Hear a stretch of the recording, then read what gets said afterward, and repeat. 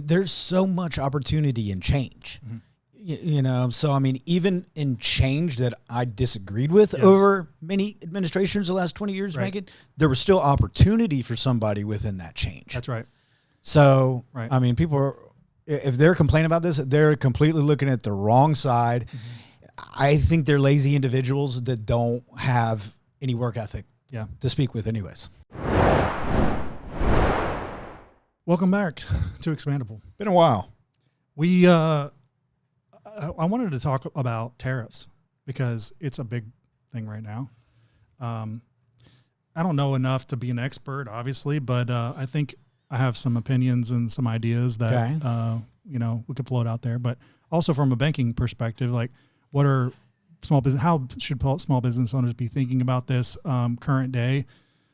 These type of things typically will ebb and flow. I mean, they're a political move mostly, to get back manufacturing. Yeah. There's some other things that follow along with it. But well, I think anybody who is actually sold goods and services overseas or purchased goods and services overseas, has truly seen how other countries have taken advantage. Yeah, tremendously. I mean, there is no doubt other countries are so harder on exchange than we are. Yeah, it is without a doubt. It is completely imbalanced. And it's been frustrating, business customers for years. This is not a new thing. It is a completely unfair advantage that they have on us. Right. So, now we have in the short term that, businesses have able to profit and live under that circumstances. Mm-hmm. And, in spite of all that difficulty, still doing well. And now in the temporary, hopefully short temporary, now their expenses have gone up. Right. So, but, let's bring it back to America. It only is going to help America. Bring back the manufacturing. Bring back the building here. Let's not be dependent on everything. Yeah. You go to purchase equipment. I mean, just ourselves, we purchased some equipment a couple of years ago from China. For a nonprofit for a party. Mm-hmm. It was cheaper to do it. It had plenty of time. Sure. But the amount of times, as soon as that equipment was packaged and was moved somewhere out of a province, boom, another fee. You move to another province, another fee, boom. Mm-hmm. One after another after another. I mean, they just tax you. They don't do it. I remember it was just for plastic lights, some plastic palm trees. Mm-hmm. That lit up is what it was. And so going through that process and seeing that, I mean, it was overkill. It was ridiculous. Mm-hmm. It made no sense. The manifest, everybody at every juncture in play was taking advantage of you and adding an extra $50, $100, $20. Oh, you got to pay. Well, your stuff's going to sit here on the dock and it's going to rot. Oh, wait, this wood that it was built in is not acceptable. Well, wouldn't they know that it wasn't acceptable? Oh, there's a couple $100. Now we got to recreate it. Yeah. So do I feel sorry? No, because if anybody who's actually dealt with it, it is a completely unfair advantage. Yeah. Yeah. My thought is kind of more macro, and that is there's never a good time to start losing weight because you like the taste of fatty foods, right? Or, foods that make you fat. There's never a good time to cut your budget because you like to spend money on whatever you're spending. And that's kind of how I look at where we're at with America. It's like, there's never a good time to cut the deficit. There's never a good time to fill in the blank. And so now is just as good a time as any to have a very hard and fast cut way. Absolutely. To getting back to manufacturing in the U.S.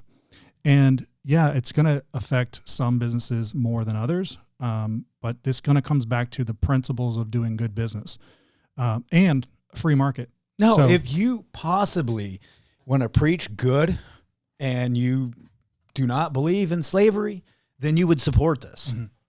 Yeah, and if you're pro-business and you want to make money in the market and you want to grow, then you would support this because there's the opportunities that it opens up are tremendous. It's just like, this analogy of like, there's never a good time to do whatever, fill in the blank. So now is when do you want to plant a tree? We want a tree 20 years ago was the best time to plant it. And I think too, raising children, you are consistently throughout your child's lifestyle, you loosen the rein so they get freedom. Yeah. So they can make mistakes. A little bit of pain every single time. They can make mistakes under your tutelage, so you can see, so they can act. And if they make mistakes, then you have to rein it back. Yeah. And then when you do that, it's frustrating for them, but for you. Absolutely. It's even more frustrating because you're like, oh, it would have been a lot easier just to let them go. Right. But no, you have to, it is best for them to say, no, you've now passed the line. Now we've got to take it back. Now we're going to take away. Yeah. And I understand this affects, everyone down to the consumer. We already had inflation. It's different kind of conversation, but it affects everyone. But, you can either have your economy completely implode and it affects everyone in the most negative way, or you can put these things in place that do affect everyone negatively to some degree. And anybody driving that fear, they have never been through a business cycle. They have never been through any of that. They're just, nothing is ever as bad as it's going to seem in the business world. It's, so that is fear. Right. No. So if you actually want to be in a better place and you want to be able to create a product and to have availability to sell it to not only your own country, but around the world, this is extremely necessary. Yes. I think it is good on a lot of levels. The opportunities are immense on a lot of levels, but you have to operate from a place. And this goes back again to the principles of running a good business. If you're already running a good business and you're already thinking this way, you're very opportunistic. You're not running out of a place of fear. I'll give you an example. I remember one thing when I was little, always made sense to me. I grew up and my father was heavily in agriculture and we grew fern, and I remember in the 80s and chemicals and, there were herbicide, everything to put out to grow your crop. There were things that you couldn't do in America because they completely were going to hurt. Yeah, they were hurt. They were banned. Lo and behold, growing in another country, didn't ban it at all. Right. Yeah, the products worked and grew, but they, caused birth defects and kill everybody that hadn't touched them. But now they've got a cheaper product. Things like that have been happening forever. And then compound that if you're selling anything back to that country, that they're going to tax you. So two unfair advantages. So, as a little kid, I was aware that other countries are not up to our same standards and conversely, we're completely well below everybody else's standards. They'll completely, they treat themselves better than we treat ourselves. Yeah. If you travel just a little bit to developing countries, not even third world country, but developing, you will immediately see that this is not the United States. You're going to see infrastructure issues. You're going to see all kinds of health risk issues that we have layers and layers and layers of regulatory, probably too much bureaucracy. Yeah, we end up in a over-indexed, to the good. But you go to these other countries, and it's easy to look at, like everybody's so laissez-faire, and they sleep till 10, and they drink wine all day, and blah blah blah blah blah. But there's a lot of stuff behind that curtain that is rife with problems, which is why they're not the U.S. I still, over the past few years, it's amazing that we are in the position that we are. Yes, it's because everybody else is just so horrible. Yeah. Well, and we've had a lot of infighting for decades of political infighting, and that's our big problem is we fight ourselves.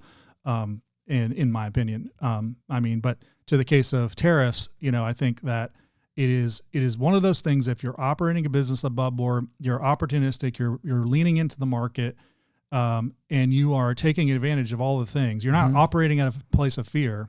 This is going to not surprise you as much as it would someone else, and you're going to take this opportunity to grow your business.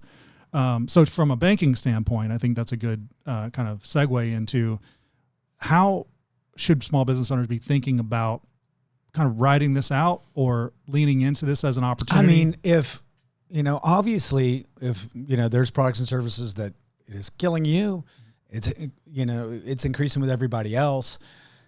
That right there to a banker, if somebody's able to solve that need, that's what we're going to lend to. Yeah.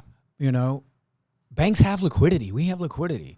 We're ready to lend to viable products, bringing it back. And that is now products that couldn't cash flow are now going to cash flow here in America. So banks will lend on manufacturing. I mean, ready to do it. Banks want to lend here in America. They want to lend on manufacturing, and they want to grow. So it lights that wick, and it changes the pro forma of everything being manufactured in U.S. Yeah. I mean, that's such a great point because, I mean, I understand the context of what we're talking about. Coming from a banker, that this sounds really good, but it's true in that that's the way businesses, by and large, expand. That's the one that's one of the key levers that helps businesses get going. And if you're a business that's been operating in the U.S. and you want to expand, your manufacturing specifically, and this has all happened, well, your competition now is at a disadvantage and you're at an advantage. So now go talk to your banker and say, hey, how can we double down on this?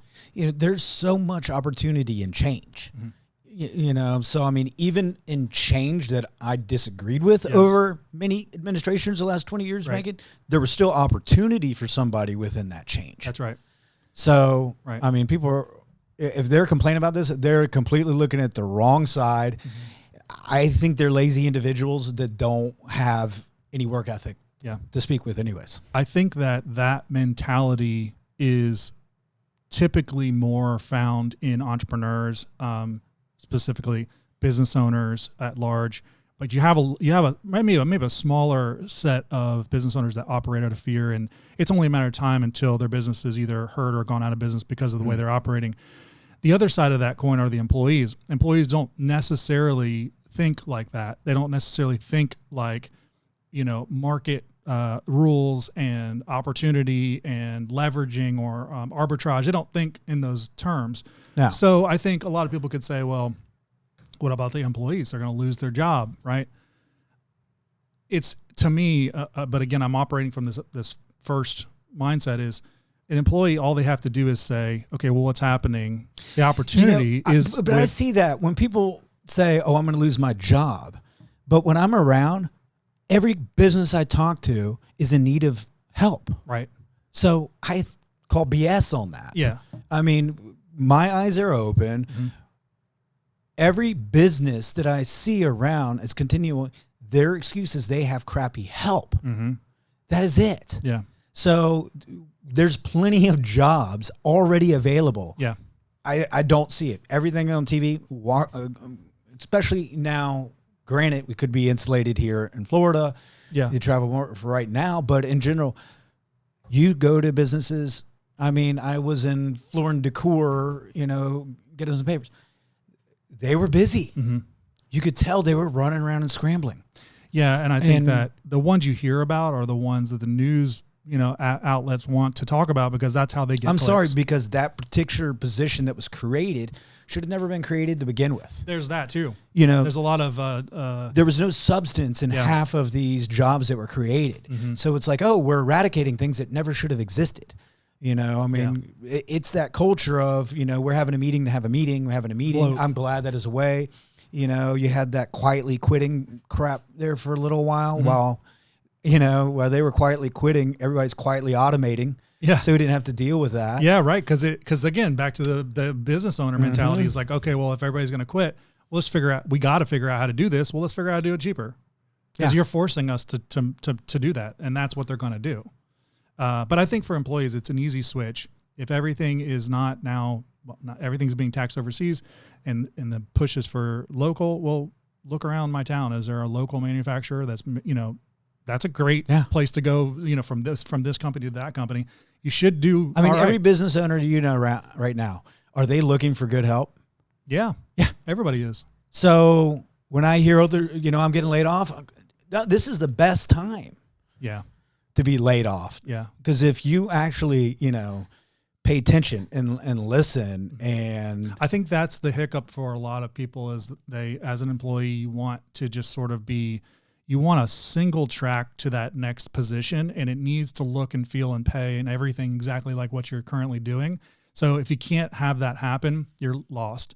And that's the trouble. I think people need to realize, like, hey, okay, I need to broaden my horizon here a little bit about what position I could fill. And it may not be what I'm currently doing. I might take a skill that I have and turn it into something else.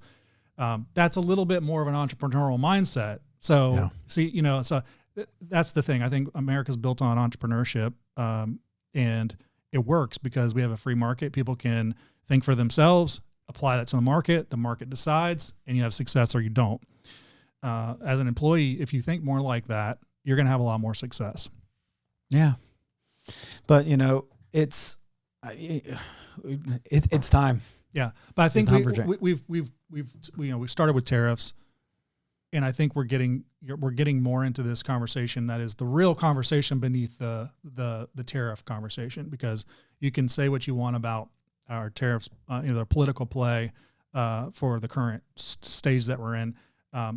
You like them or you don't like them. But no, it's BS, because if you look at the foundation of the parties, then it's completely wrong. Mm-hmm. If you look at the foundation of the Democratic Party, they should be for it. Mm-hmm. But either way, here we are. Yeah. Right. Have they not wanted to help manufacturers over the last 40 years? Yeah. So yes, mm-hmm. we need to bring it back here. And the people, oh, well, the manufacturing jobs have changed. Yeah. No. You look ahead as again, going back to this sort of business owner mentality, mm-hmm. visionary, you look ahead to what America could be with manufacturing just booming here again. Yeah. And it's a great place to be. It is. So, all right, on to the next one.